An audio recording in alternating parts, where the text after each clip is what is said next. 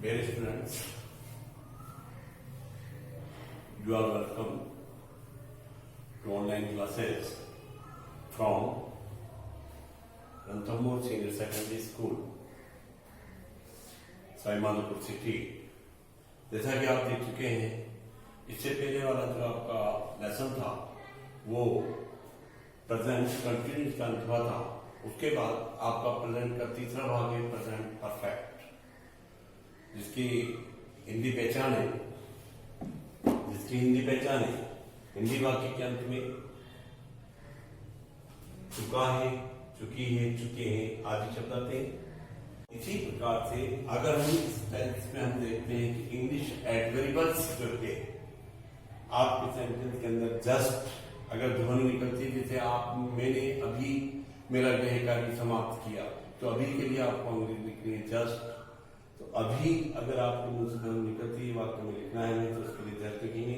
अब तक के लिए लिखेंगे, पहले से अगर कहीं आवाज निकलती है तो ऑलरेडी लिखेंगे, और अगर लगभग की ध्वनि निकलती है तो उसमें ऑलमोस्ट लिखेंगे, और अभी अभी की आवाज निकलती है तो रिसेंटली लिखेंगे। लेकिन इनको कहाँ लिखेंगे, कैसे लिखेंगे, उसके लिए टिप्पणी है आपके उपरोक्त शब्दों का प्रयोग साधारण वाक्य में एचवी के बाद, एचवी बोले तो सहायक क्रिया,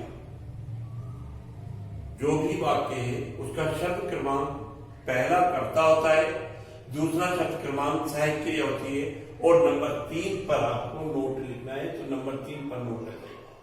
अगर से आपका वाक्य नकारात्मक होता है जिसमें नोट पहले से मौजूद है, सहायक क्रिया के बाद लिखना है, और अगर आपका वाक्य नकारात्मक है तो फिर आपको नकारात्मक के बाद, नोट के बाद लिखना है। वाक्य अगर आपका प्रश्नवाचक हो तो फिर कर्ता के बाद इन शब्दों को लिखिए। ये एडवर्ब ऑफ फ्रीक्वेंसी कहलाते हैं, और एडवर्ब ऑफ फ्रीक्वेंसी का नियम एक मोटे तौर पे आप लोग ध्यान रख लें कि हमेशा मेन वर्ब से पहले लिखा जाता है। वाक्य साधारण होता है तो सहायक क्रिया के बाद है, वाक्य नकारात्मक है तो नोट के बाद है, और वाक्य प्रश्नवाचक है तो कर्ता के बाद है। कुल मिलाकर के आपकी जो बात आती है याद रखने वाली वो ये है कि हमें हमेशा इन एडवर्ब फ्रीक्वेंसी जो 5 दिखा रहा हूं मैं आपको, उनका प्रयोग हमेशा मेन वर्ब से पहले किया जाता है। अगर इसी ध्वनि के साथ आपका वाक्य पीवी में है, पैसिव वॉइस है, तो फिर दो सहायक क्रिया रहती है, हो जाएगा, तो दोनों के बीच में भी एक शब्द बैठ सकते हैं। इसी प्रकार से इसका और एडवर्ब टेंस का जस्ट नाउ है, अभी अभी, अप टू नाउ है, अब तक, यट अब तक, बिफोर पहले से, बिफोर पहले से, और अप टू दिस टाइम इस समय तक, या सो फार अभी तक, ये शब्द होते हैं। उपरोक्त शब्दों का प्रयोग वाक्य के अंत में करेंगे। ये जो उपरोक्त शब्द लिखे हैं जस्ट नाउ से लेकर के और सो फार तक, इनका प्रयोग हमेशा वाक्य के अंत में लिखा जाता है। ये एडवर्ब टाइम कहलाते हैं, टाइम का बोध कर रहे हैं।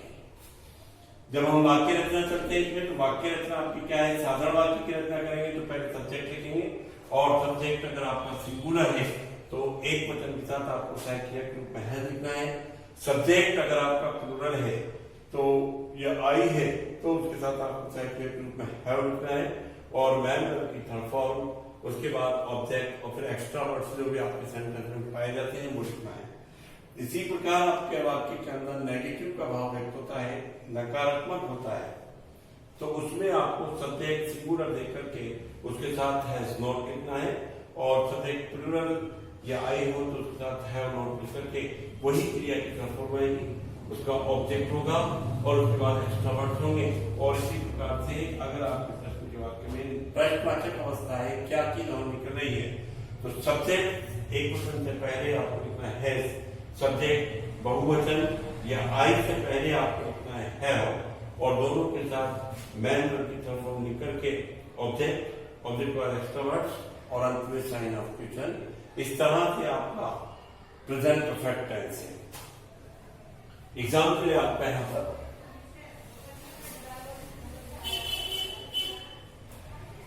एग्जाम्पल है, सविता पहले से ही उसका गृह कार्य, उसका गृह कार्य, गृह कार्य पूरा कर चुकी है, पूरा कर चुकी है। इस सेंटेंस को देख रहे हैं, जैसा कि मैंने बताया आपको इनकी पहचान में चुका है, चुकी है, चुके हैं। सीनियर वाले ध्यान दें, चुका है, चुकी है, चुके हैं। इसका मतलब आपके किसी भी आंसर शीट के अंदर किसी भी ऐसे सेंटेंस की रचना आपको लिखना हो जहां पर जिसके सेंटेंस में चुका है, चुकी की ध्वनि है, तो आप जब आप इसको बनाएंगे तो ये आप मान लेंगे प्रेजेंट परफेक्ट टेंस है। जब आप इसकी रचना करेंगे तो नियमानुसार हमारा सेंटेंस लिखता है कि सविता सब्जेक्ट लाइए, सब्जेक्ट एक वचन है तो हमें लिखना है Savita has return, WRITT, Savita has return her homework, her homework. Savita लिख चुकी है उसका गृह कार्य। यहां तक हो गया। अब आपका शब्द है पहले से ही। पहले से ही के लिए जैसा कि आप देख रहे हैं आपके बोर्ड पर, यहां पहले से ही के लिए एक शब्द था ऑलरेडी, और ऑलरेडी का प्रयोग हमें करना होता है तो साधारण वाक्य में एक ही की बात करते हैं। इसलिए सविता है already, already return her homework, और अंत में डॉट लगना है। इसी प्रकार से अगर आप ऑलरेडी का प्रयोग नहीं करते हैं तो आप वाक्य के अंत में बिफोर लगा सकते हैं, जिसका मतलब होगा पहले से। यही वाक्य टिप्पणी लिखें,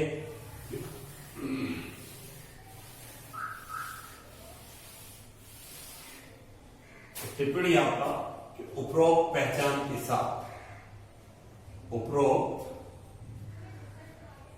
पहचान के साथ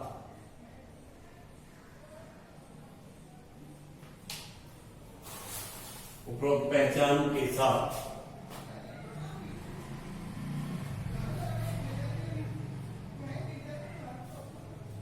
पहचान के साथ क्रिया का करने वाला ना हो, क्रिया का करने वाला ना हो तो वह शब्द जिसके साथ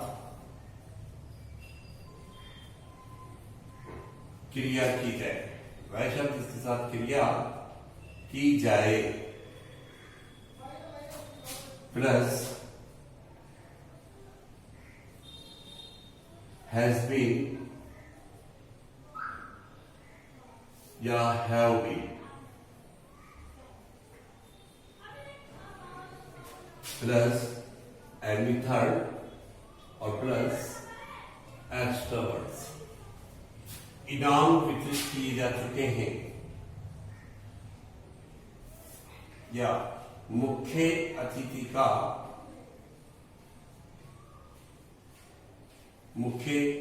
का स्वागत किया जा चुका है, स्वागत किया जा चुका है।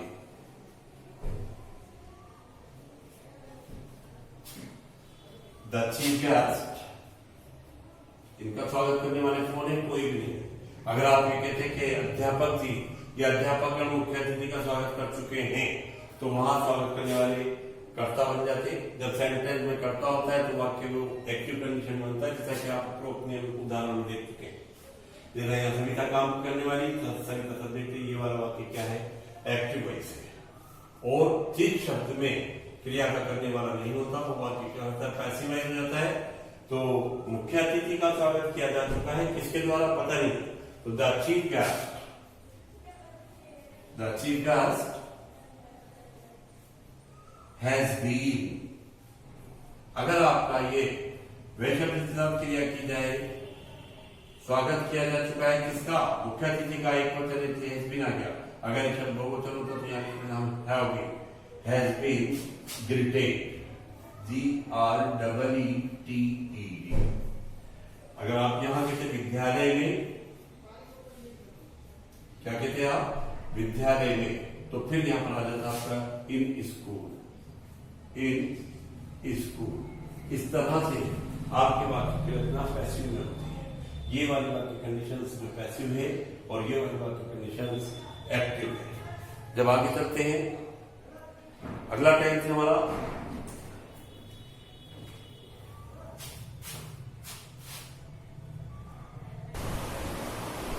जैसा कि आप देख रहे हैं प्रेजेंट परफेक्ट के बाद चौथा जो टेंस है प्रेजेंट के ग्रुप का, वो प्रेजेंट परफेक्ट कंटिन्यूस। उस क्रिया का वर्णन होता है जो समय के साथ क्रिया जारी है। समय की अवस्था है, चाहे वो समय निश्चित हो या चाहे वो समय अनिश्चित हो। हिंदी वाक्य में इसीलिए इसकी पहचान होती है क्योंकि लगातार कार्य होता है। तो हिंदी वाक्य में समय शब्द के बाद से देखना है और अंत में जो है रहा है, नहीं या रहा हूं, या हुआ है, ये हुए हैं आदि शब्द आते हैं। एक टेंस और है प्रेजेंट कंटिन्यूस, में केवल रहा है नहीं आता है, उसमें समय नहीं होता है। अगर आपके किसी समय शब्द के साथ को ने से जुड़ा हुआ है, को रविवार को, सोमवार में, या 2 घंटे में, या ये सब जुड़े हैं, तो इसका मतलब परफेक्ट कंटिन्यूस टेंस नहीं है। जहां सेंटेंस में समय शब्द के साथ से आता है, दीपक सुबह से, दीपक सुबह से क्रिकेट खेल रहा है, तो सुबह से उसकी क्रिया लगातार रहेंगे पॉइंट ऑफ टाइम के साथ। तो इसलिए वहां पर आपका सेंटेंस प्रेजेंट परफेक्ट कंटिन्यूस में डील होगा, प्रेजेंट परफेक्ट कंटिन्यूस में हल होगा। इसी प्रकार से इंग्लिश एडवर्बियल से समय के 2 भाग पाए जाते होते हैं। इसमें एक होता है सिंस, जो निश्चित समय के लिए आता है, जो निश्चित समय को संकेत करता है। एक होता है फॉर, जो अनिश्चित समय को संबोधित करता है। निश्चित समय क्या है? पॉइंट ऑफ टाइम की इंग्लिश परिभाषा है पॉइंट ऑफ टाइम, समय का प्रारंभिक बिंदु हो। या इस लैंग्वेज में याद रखें कि वह समय शब्द जिसका नाम लिखा हो रविवार से, तो सिंस संडे, 2 बजे से तो सिंस 2 o'clock, जनवरी से तो सिंस जनवरी, 2005 से तो सिंस 2005, या सुबह से तो सिंस मॉर्निंग। इस तरह के कोई शब्द आते हैं समय शब्द के नाम के साथ, तो वहां पर आपको समय शब्द से पहले सिंस लिखना है। और फॉर की परिभाषा कहता है कि पीरियड ऑफ टाइम, वो समय शब्द जो अवधि में हो, वह समय शब्द जिससे पहले गिनती का अंक हो, ऐसे ध्यान रखना है। नहीं तो समय जो अवधि में होता है उससे पहले फॉर रखता है। 2 घंटे तो फॉर 2 आवर्स, 2 बजे पॉइंट ऑफ टाइम हो गया, लेकिन फॉर 2 आवर्स पता नहीं कौन से 2 घंटे हैं, या 2 दिन, 5 माह, 6 वर्ष, जहां भी समय शब्द से पहले गिनती का अंक हो, तो उससे पहले आपको फॉर का प्रयोग करना है। इसके बाद वाक्य रचना आती है, साधारण वाक्य की रचना करना है।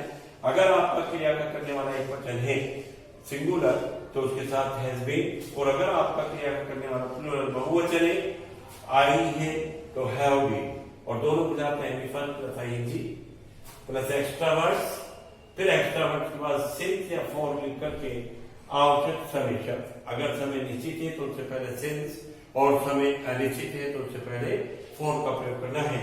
इसी प्रकार से आपके नेगेटिव सेंटेंस के अंदर सब्जेक्ट अगर सिंगुलर है तो हैज नॉट बीन, और सब्जेक्ट प्लूरल आई है तो हैव नॉट बीन, और एमिफर plus ING plus extra words. इसके बाद इंट्रोगेटिव सेंटेंस आपका जब बनाएंगे, क्या की आवाज होती है, तो हैज या हैव लिखने के बाद कर्ता के अनुसार आपका सब्जेक्ट सिंगुलर है तो हैज, और सब्जेक्ट आपका प्लूरल है तो हैव, और प्लस बीन और एमिफर plus ING plus extra word करके यही सिंस या फॉर, और अंत में साइन ऑफ भी चलाएगा। इस तरह से आपने देखा है प्रेजेंट परफेक्ट के 4 भाग। जैसे कि उदाहरण में मैं बताऊं आपको, उदाहरण जैसे कि फॉर एग्जाम्पल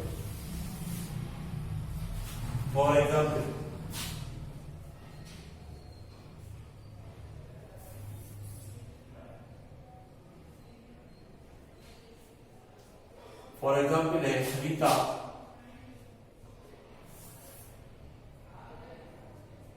रोमा तीन दिन से कुछ बच्चों को, कुछ छात्रों को विज्ञान के बारे में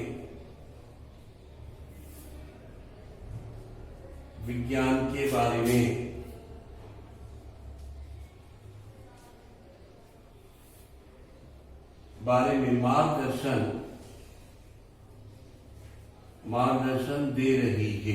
ये आपका एक सेंटेंस है। 3 दिन से समय अवधि में से क्या बात कर रही है और आखिरी में पैदा कर रहा है नहीं। जब तीसरा में हम इसको बनाएंगे तो आप इसे अदर वाक्य की रचना मिलेगी। रोमा एक वचन है और एक वचन के साथ हमें आगे इसमें देखना है कि हैज बीन लिखना है, रोमा हैज बीन।